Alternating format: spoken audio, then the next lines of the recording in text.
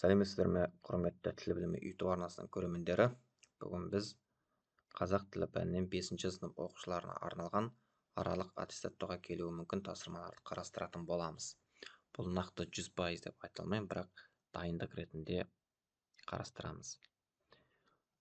Жалпы емтиханда ең біріншіден оқылым тапсырмалары болады. Мысалы, бірінші тапсырма мәтінді мұқият оқып, мәтіннің түрін анықтап, тақырыбы мен жанрлық ерекшеліктерін ажыратыңыз деген сияқты тапсырмалар болуы мүмкін. Онда ең біріншіден жаңағы мәтінді оқисыздар, кез келген бір мәтін беріледі, сосын соны мұқият оқып, түрін, тақырыбын, жанрын анықтау қажет. Мысалы, мәтіннің түрі бізде екіге бөлінеді деп беріледі.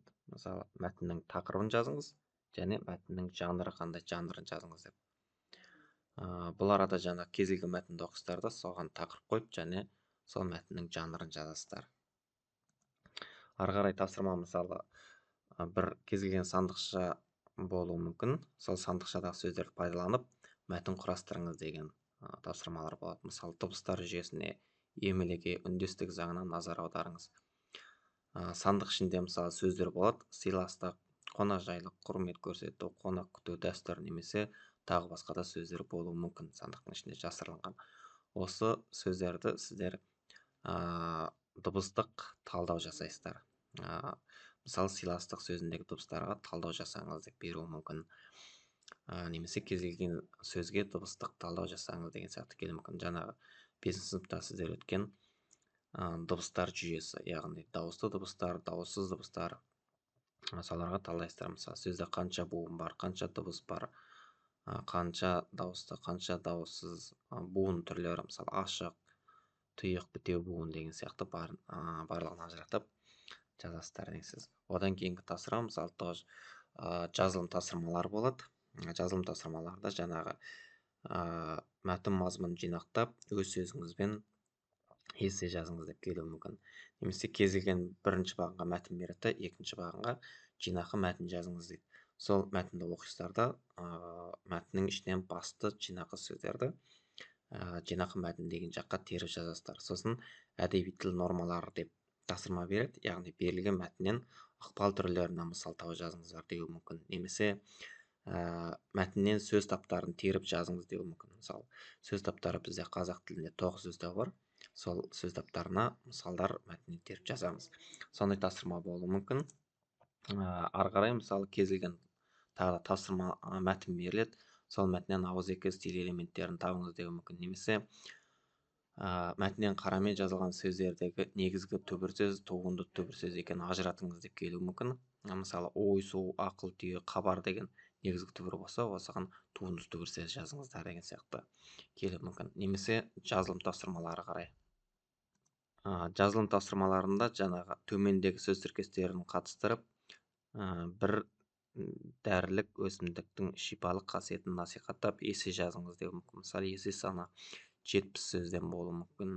Оған жаңа күрделі сөздерді қатыстырыңыз деген сияқты келеді. Енді мысалы, емдік қасиет, мәдени өсімдіктер, дәрілік қасиет, дәруменге бай, ыстықты қайтарады деген сияқты сіздерге тірек сөздер беруі мүмкін. Сол тірек сөздерді пайдалана отырып, эссе құрылымын сақтап, шағын эссе жазасыздар. Онда жаңа кіріспе, тезис, негізгі бөлім, кіріспе сөйлемі, дәлел, абзацты қорытындылаушы сөйлем және қорытынды жасайсыздар. Одан кейінгі тапсырма мысалы әдеби тіл нормаларына келуі мүмкін. Мысалы, тура мағынасында берілген сөздердің ауыспалы мағыналарын жазыңыз деген сияқты. Мысалы, тура мағына терең көл, қиын есеп, ашық терезе, қалың шаш, ақ көйлек, қара шалбар, тәтті алма, өткір пышақ, жұмсақ жастық деген сияқты сөздер тура мағыналарда берілсе, соны ауыспалы мағынаға айналдырыңыздар деп келуі мүмкін. Немесе берілген сөзде ит мұрын, септік жалғаулар арқылы түрлендіріп көрсетіңіз деуі мүмкін. Мысалы, білесіздер, қазақ тілінде 7 септік бар, соған септейсіздер. Мысалы, ит мұрынның деген сияқты. Ары қарай мәтіннен түбір және туынды сөздерді анықтаңыздар деуі мүмкін. Кез келген мәтін беріп, осы мәтіннің ішінен түбір сөздерді бір бағанға, туынды сөздерді бір бағанға жазыңыздар деуі мүмкін.